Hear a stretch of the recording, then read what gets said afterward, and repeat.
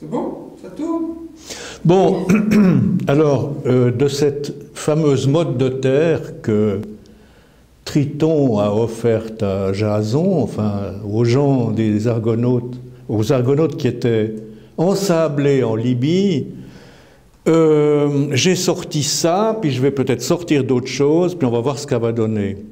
Alors, la première des choses, donc, je rappelle que pour conquérir la Toison d'Or, il fallait détruire les dents de dragon. Voici une dent de dragon qui est en réalité donc un homme. Il y avait une quantité d'hommes donc qui protégeaient cette Toison d'Or auquel Jason a dû se mesurer. Alors, on va y mettre le feu. Ces dents font toujours penser à Chicodoro. Il est possible que ça marche. Ah, ça marche. Bon, alors j'y vais.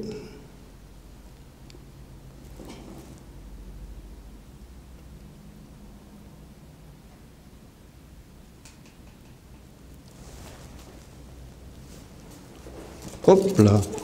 C'est tout à fait ce que je voulais. Apparaissent, évidemment, comme une espèce de dent. Cette fameuse dent qu'on peut manger, donc c'est le produit d'un cadeau que j'ai reçu à Colonie. Je ne vais pas la manger, je l'ai mangée déjà une fois, ça suffira.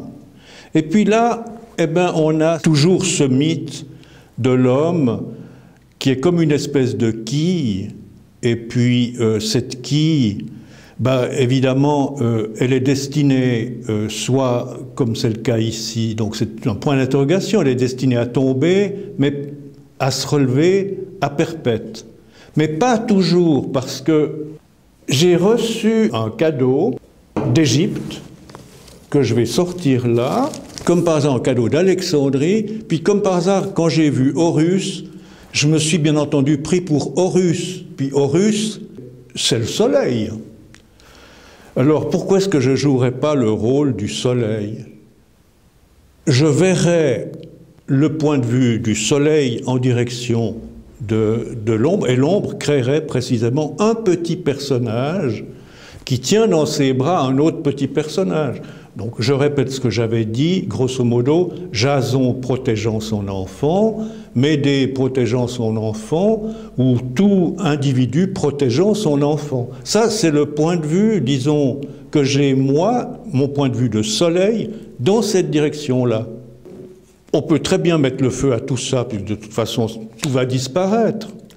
Et je retrouve alors une boîte de Davidoff. Davidoff, c'était comme par hasard un copain, on allait au boulot au même endroit, et puis il me disait toujours, quand je lui demandais comment ça allait, il me disait toujours « Ouais, ça va extra bleu ciel, comme d'habitude ». Alors, en l'honneur de Davidoff, on va mettre le feu à cette histoire, qu'on pourra laisser, on verra ce que ça va donner, ça ne donnera pas grand-chose. Les ombres restent, l'homme disparaît. Si je suis bel et bien Horus, je suis le soleil. Alors le soleil, il est là, et puis mon nom c'est Blaise Perret, puis j'ai un copain qui est vigneron à Cormont-Drèche, on peut très bien marquer Blaise Perret, soleil. Bon, alors, me prenant pour le soleil, puisque, comme on vient de le voir, on peut jouer plusieurs rôles, je ne supporte pas le fait que la quille homme ait disparu et puis que les ombres subsistent. Alors, évidemment qu'on va essayer de mettre le feu à ces ombres.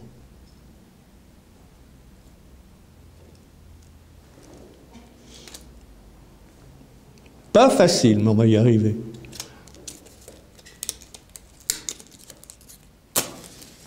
Je me demande si parfois l'ombre, c'est pas plus important que le soleil. De toute façon, tout partira en fumée. Alors, on va voir un peu ce que ça va donner. Si on utilise le soleil,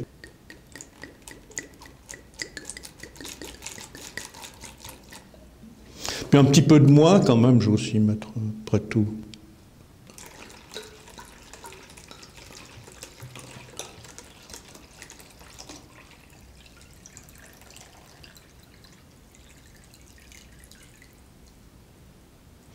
Je vois que le soleil, ce sera quand même beaucoup plus important que moi, alors j'y vais avec le soleil.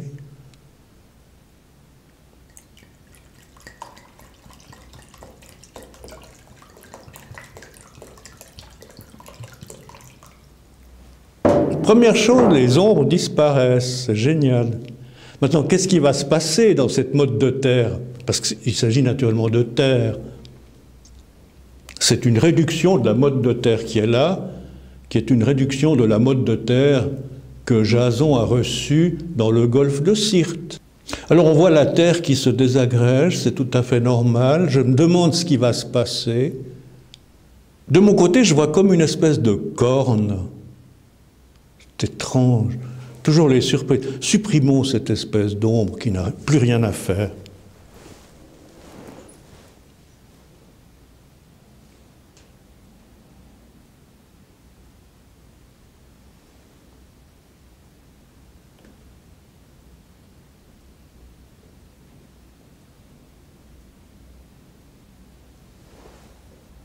Je suis obsédé par le soleil rouge, cher à Jung, et je me demande si je ne vais pas rajouter un tout petit peu d'eau pour qu'on voit mieux le soleil du bas.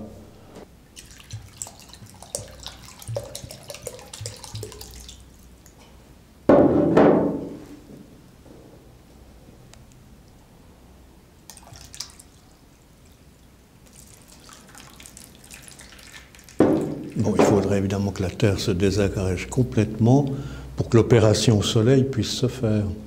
Bon, j'y vais avec le doigt, ce sera le doigt de Dieu.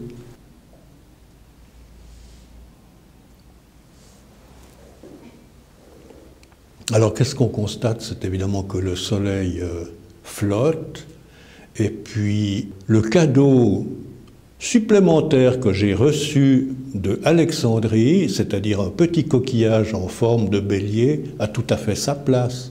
Parce qu'on reconnaît de nouveau cette espèce de marque de l'Afrique. La corne serait non pas la corne de l'Afrique, mais vraiment l'endroit où se trouve Alexandrie.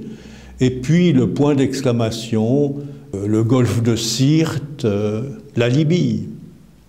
Bon, je fais une constatation, c'est que dans le fond, sans le doigt de Dieu, on n'arrive à rien.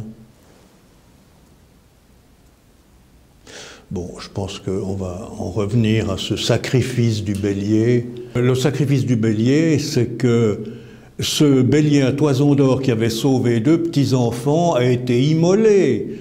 Alors, moi je pense évidemment, puisqu'on a parlé du doigt de Dieu, mes origines chrétiennes m'obligent à penser au sacrifice du Christ. Pourquoi a-t-on crucifié le Christ?